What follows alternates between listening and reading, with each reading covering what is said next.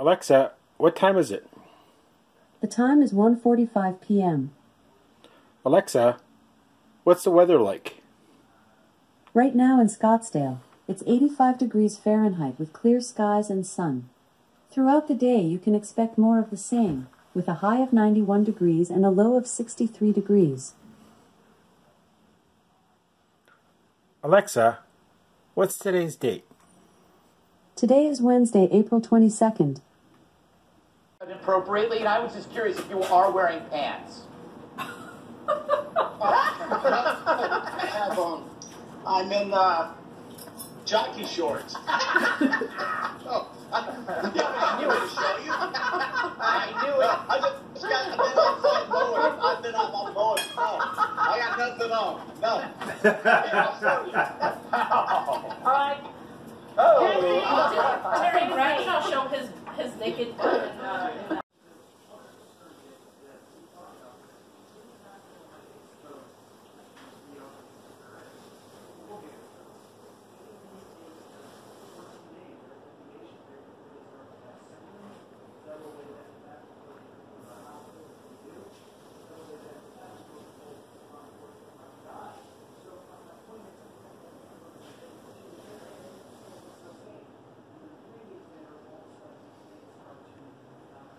Tangible for people.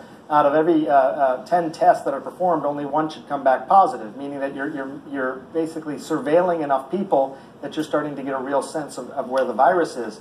But even more specifically, Jake, when you start going back to work, when I start going back to work, going back into a public building where there's people around, we may need to be tested not only, before we go back to work, but then again on a regular basis of some sort, to make sure that, in fact, we are not harboring the virus in our bodies. Obviously, if we have symptoms, we should not go to work. Let's say we're totally asymptomatic, we should still need to be tested on some regular basis to make sure we don't have the virus and can spread it to other people. The metaphor that I've been using with some of my medical colleagues is sort of like how diabetics test their blood glucose. This isn't a blood test that we would be talking about for the virus, but starting to think of it that way. You can do this more regularly. We won't need to do this in perpetuity. A vaccine should change that ultimately. But for a time being, yeah, testing has